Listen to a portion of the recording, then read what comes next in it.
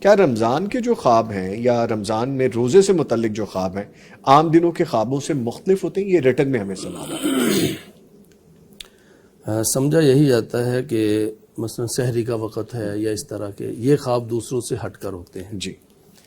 جبکہ خواب جو ہے وہ خواب دیکھنے والے انسان کی کیفیت جی، اور اس خواب کی کیفیت اس پر منحصر ہے کہ وہ خواب کس طرح کا آیا ہے اور کس طرح کے انسان کو آیا ہے۔ نبی کریم صلی اللہ علیہ وسلم کا فرمان گرامی کہ جتنا آدمی عام گفتگو میں سچ بولنے والا ہوگا اتنا اس کا خواب بھی سچا ہوگا۔ اب شاہ صاحب نے زبان کی بات کی، زبان پہ کنٹرول کی بات کی۔ اب رمضان کے اندر، روزے کے اندر ایک ماحول ایسا ہوتا ہے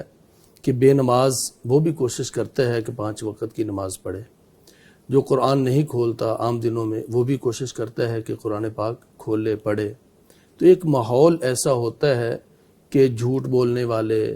یا غیبت کرنے والے اپنی زبانوں کو کسی حد تک کنٹرول کرنے کی کوشش کرتے ہیں۔ تو جتنا ہماری زبانوں پر، ہمارے کردار پر روزہ اثر ڈالے گا اتنا ہمارے خوابوں پر اثر پڑے گا۔ یعنی اگر ہماری زبان پہ سچ آ گیا، ہماری زبان سے غیبت چلی گئی، یہ ساری چیزیں جیسے جیسے ختم ہوتی چلی جائیں گی ویسے ویسے ہمارے خوابوں کے اندر صداقت آتی چلی جائے گی۔ جی، باقی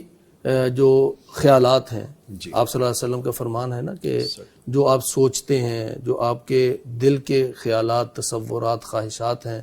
جو آپ چاہ رہے ہوتے ہیں وہ بھی خواب کا حصہ بن جاتا ہے۔ تو اگر رمضان المبارک کے اندر ہماری خواہشات، جیسا کہ شاہ صاحب نے بھی فرمایا کہ خواہشات کو کنٹرول کرنا، تو اگر ہم اپنی خواہشات کو کنٹرول کرتے ہیں اور اپنا فوکس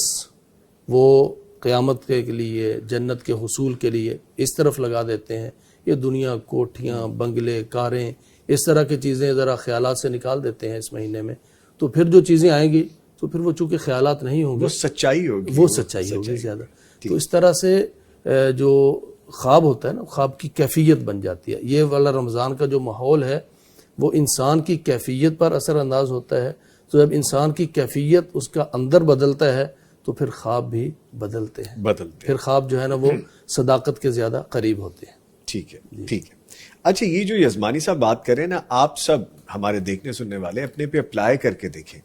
آپ کو سمجھ لگ جائے گی کہ میرا ورژن کون سا چل رہا ہے۔ ہم سب اپنے آئینہ ہوتے ہیں شاہ صاحب، ہمیں نظر آتا ہے کہ میں پچھلے سال کیا تھا، اس سال کیا ہوں، میں نے امپروو کیا ہے یا میں پیچھے چلا گیا ہوں، ہمیں سب پتہ چل رہا ہوتا ہے۔ اور جو یزمانی صاحب نے بات کی نا، اگر آپ کے کال آف فیل میں، آپ کی زبان میں، آپ کے عمل میں سچائی، میں کہتا ہوں تھوڑا تھوڑا کر کے اگر آپ کوشش کرنا شروع کر دیں، کیونکہ سوسائٹی میں یہ ہمارا بڑا ڈیل میں ہم فور نو ریزن بھی شاہ صاحب جھوٹ بولتے ہیں، ہمارا ایک وتیرہ بن جاتا ہے ایک دوسرے کو ڈچ کرنا، ایک دوسرے سے